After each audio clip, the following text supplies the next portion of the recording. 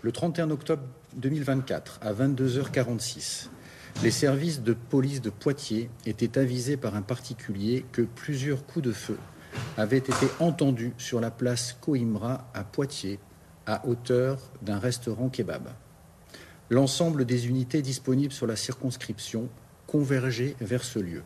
À leur arrivée, il était signalé que plusieurs personnes auraient été victimes de tirs par arme à feu. Un jeune homme se trouvait au sol. Il présentait une blessure par balle au niveau de la tête. Il était pris en charge, ainsi que 2 autres victimes, par les services de secours pour être conduits au centre hospitalier universitaire.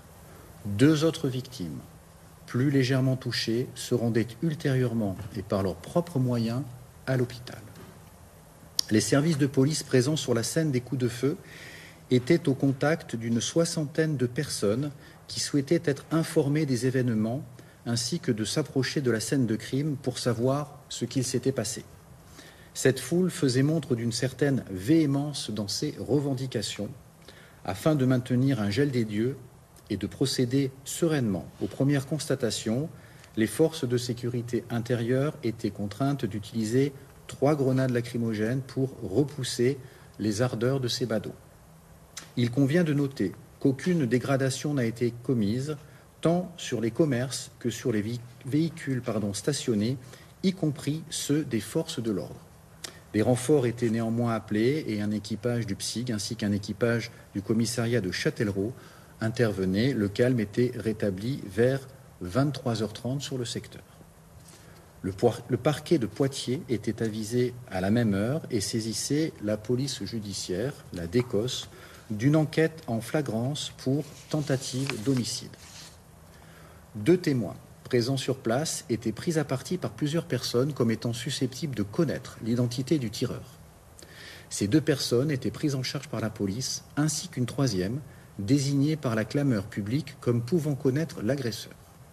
Les premiers éléments de l'enquête laissent suggérer que le tireur se serait livré à la vente de produits stupéfiants sur le secteur des Couronneries dans les jours précédents. Plusieurs constatations d'usage étaient réalisées par les services enquêteurs jusqu'à 5h moins le quart, puis une demande d'intervention au pôle multimodal pour les nettoyages de la Seine. Les 5 victimes recensées, toutes résidentes de Poitiers, sont nées en 2008 et 2009.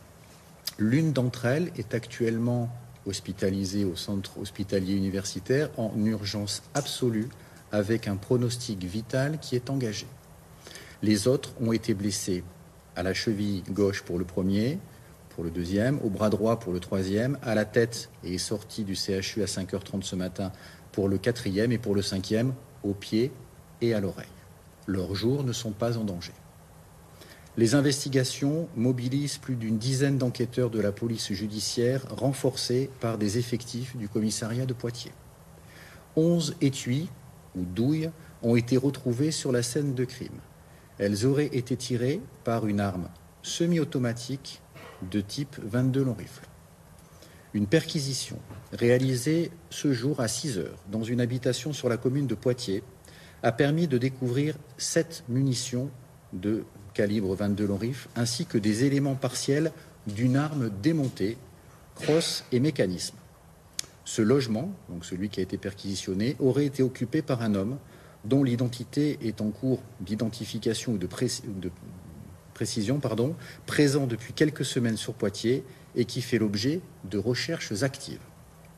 Plusieurs prélèvements ADN sont en cours d'analyse en urgence. Les vidéosurveillances sont en cours d'exploitation et l'enquête de voisinage se poursuit. Je rappelle que l'ensemble des personnes susceptibles d'être impliquées dans cette procédure bénéficient de la présomption d'innocence.